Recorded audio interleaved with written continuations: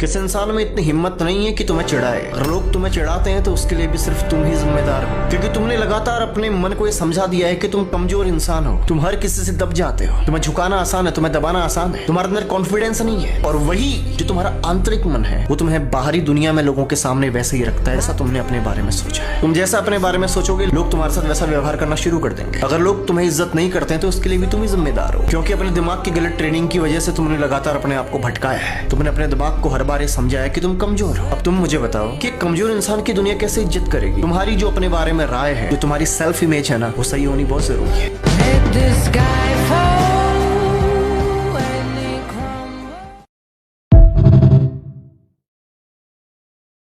जब सब लोग तुम्हारे विरोध में हो लेकिन तुम्हारे सामने आते ही किसी के बोलने की हिम्मत ना हो, दिस इज ऑरा। लोग तुमसे पीठ पीछे नफरत करें लेकिन तुम्हारे सामने आते तुम्हारी तारीफों के पुल बांधने शुरू करें, क्योंकि वो नहीं चाहते कि वो तुमसे बिगाड़े, दिस इज ऑरा। लोग तुमसे मन ही मन में जलते रहे पर तुमसे हमेशा रिश्ता कायम रखे, क्योंकि उनके मन में हमेशा एक डर रहे कि व्यक्ति हमारे कभी न कभी काम आएगा, भले तुम काम ना आओ, दिस इज ऑरा।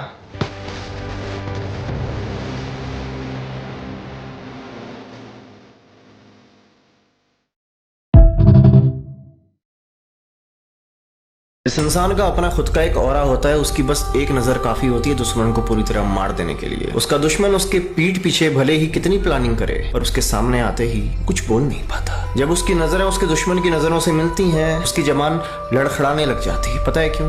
क्योंकि तुम्हारे अंदर से उस वक्त इतनी ज्यादा मात्रा में ऊर्जा फ्लो हो रही होती है कि जिस ऊर्जा का सामना करने की हिम्मत सामने वाले व्यक्ति में नहीं है। इसलिए तुम गौर करोगे जब एक हायर फ्रिक्वेंसी वाले इंसान के साथ में एक लोअर फ्रिक्वेंसी वाले इंसान की बहस होती है तो लोअर फ्रिक्वेंसी वाला जो इंसान होता है वो उसको झेल नहीं पाता है। तुम नोटिस करोगे कि बाहर बाहर से दिखाएगा कि वो बहुत ताकतवर है पर उसका आंतरिक मन मर जाएगा, क्योंकि उसके आंतरिक मन में इतनी क्षमता नहीं है कि वो उसका सामना कर पाए।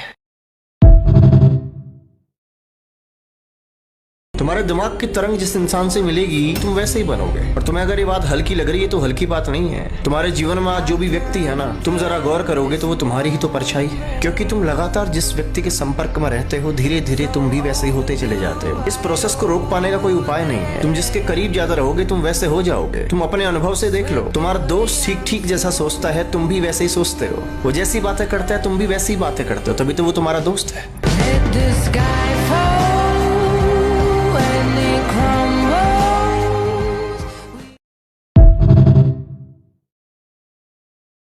जो एक रियल सिग्मा मैन होता है ना, उसका कंपटीशन कभी किसी और से नहीं होता। उसका कंपटीशन हमेशा खुद से होता है, क्योंकि वो जानता है कि उससे बेहतर कोई नहीं है। ये उसका घमंड नहीं होता।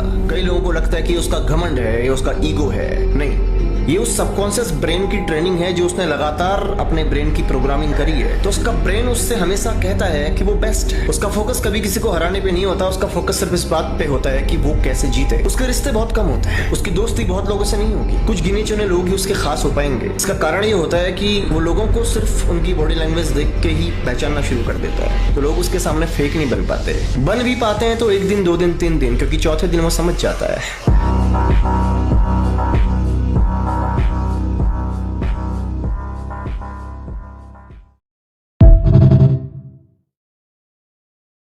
एक मैग्नेटिक पर्सनालिटी वाला जो इंसान होता है उसका अपना एक ऑरा होता है। वो जब बोलना शुरू करता है तो चारों तरफ साइलेंस छा जाता है। उसके मुंह से छूटा एक एक शब्द सुनने को लोग तैयार रहते हैं। कोई इसकी आंखों में देखे तो वो खो जाए, वो किसी से हाथ मिलाए उसे भूल ना पाए, और अगर किसी को गले लगा दे तो पूरी तरह उसका हो जाए। इस तरह के व्यक्ति का अपना एक ऑरा होता है और उससे जुड़े हुए लोग, उससे मिलने वाले लोग उस जैसे होने लगते हैं। मेरे ऑरे में जो आएगा मैं उसको अपनी तरफ बना दूंगा, क्योंकि ये मेरे बस में नहीं कि मैं उसे रोक पाऊं। जो मुझे सुनेगा वो मेरी तरह होने लगेगा।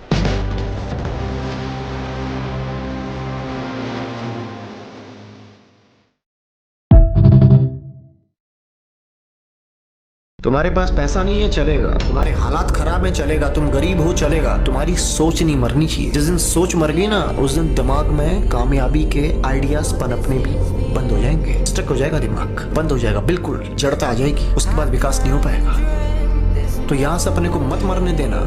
जो हालात है ना तुम ही बदल सकते हो, इनको कोई नहीं आएगा। लेकिन अगर तुम इस सोच को खत्म कर दोगे ना तो क्षमता भी खत्म हो जाएगी दोस्त। अब तुम्हारे हाथ में है कि तुमने अपने हालातों को बदलना है, परिस्थितियों को बदलना है या नहीं। और बदलना है तो विचार करना शुरू करो, जरा जवाब मिलेगा।